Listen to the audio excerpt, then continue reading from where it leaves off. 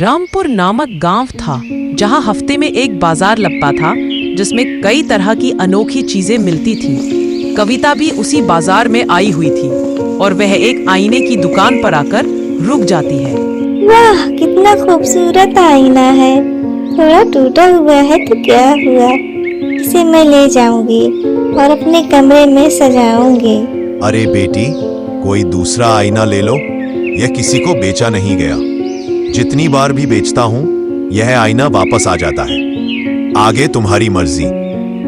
कविता उस आईने को लेकर आती है और उसे अपने कमरे में लगा देती है और आईने को देखते हुए मन में सोचती है, साधारण सा तो दिख रहा है ये आईना, फिर वो दुकानदार ऐसा क्यों बोल रहा था। पहली रात तो आसानी से कट जाती है। दूसरे दिन गांव की ही एक लड़की रिंकू कविता से मिलने आती है और आईने को देखकर बोलती है, क्या बात है कविता, तेरे कमरे में तो बड़ा खूबसूरत आईना लगा हुआ है। कहाँ से लिया है तूने ये आईना? मुझे भी एक आईना ऐसे ही चाहिए था। अरे क्या बताऊं तुझे, बहुत मुश्किल से खरीदा है इसे।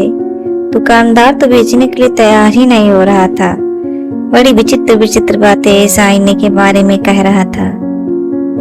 अच्छा तो बैठ, मैं तेरे लिए कुछ खाने के लिए लेकर आती हूँ। इतना कहकर वह किचन में चली जाती है और रिंकू की नजर तो सिर्फ आईने पर ही थी। अचानक से आईने में हलचल सी होती है और एक भयानक सा चेहरा उसमें दिखाई देता है, जिसे देखकर रिंकू चीख पड़ती है। कविता रिंकू की चीख सुनकर भागी चली आती है। रिंकू बुरी तरीके से डरी हुई चिल्ला रही थी, अभी अभी मैंने आईने में किसी की बहुत भयानक चेहरा देखा।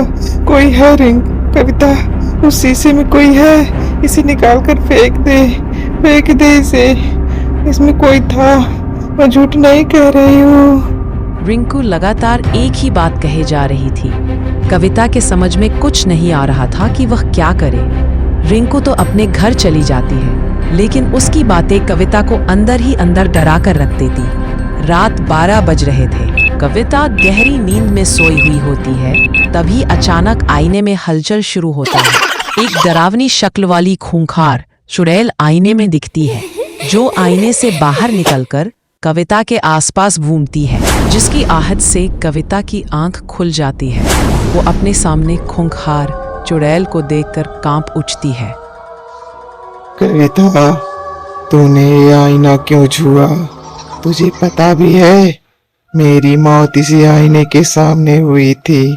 मैं चीखती रही, चिल्लाती रही, लेकिन मुझे कोई भी बचाने नहीं आया और मैं मर गई और मेरी आत्मा इस आईने में कैद हो गई। जिस दिन मैं मरी थी, मैंने कसम खाई थी कि जिस तरह मेरी सांसें इस आईने में कैद है, मैं सबकी सांसें छीन कर इसमें कैद करूंगी। अब जिस तरह मेरी सांसें छीनी थी, मैं तुझको मार करके अब तेरी आत्मा को इसमें कैद करूंगी। यह कहकर चुड़ैल कविता को मारने के लिए अपने हाथों को आगे बढ़ाती है, मगर कविता अपने गले में ताबीज पहने हुए होती है, जिससे चुड़ैल उसे छू तक नहीं पाती है और आईने में वापस चली जाती है। सुबह होते ही कविता बाबा जी के पास जाती है और सारी बात बताती है। बेटी, वो साधारण आत्मा नहीं है। उसकी मौत आईने के सामने हुई, इसलिए उसकी आत्मा उसी कांच में कैद हो गई। जब भी कोई उस आईने को अपने घर लाता है, उसकी आत्मा बाहर आने का रास्ता खोज लेती है। तो बाबा जी, इससे बचने का कोई रास्ता बताइए। उस चुड़ैल से छुटकारा पाने का सिर्फ एक ही उपाय है। उस आईने को आधी रात को श्मशान के चौराहे पर ले जाकर गंगाजल छिड़को और नींबू चारों कोनों में दबा दो। फिर उस आईने को कपड़े में बांधकर जमीन में गाड़ देना। ध्यान रखना, जब ये काम करना तब पीछे मुड़कर मत देखना। अगर एक बार भी मुड़ गई तो वो आत्मा तेरे पीछे पीछे चली आएगी। बाबा, अगर मैं यह न कर पाई तब क्या होगा? वो चुड़ैल तुझे कभी चैन से जीने नहीं देगी और हर रात तेरे सामने उसी आईने से बाहर आएगी। कविता बाबा जी के कहे अनुसार आईने को लेकर श्मशान घाट पहुंचती है और आईने को जमीन पर रखकर उस पर गंगा जल का छिड़काव करती है और नींबू को चारों कोनों में दबा देती है। और पीछे मुड़कर खड़ी हो जाती है। तभी चुड़ैल शीशे से बाहर निकलती है और गुस्से से कविता से बोलती है। कविता, तूने मुझे कैद करने की हिम्मत कैसे की? कविता बिना मुड़े चुड़ैल से बोलती है।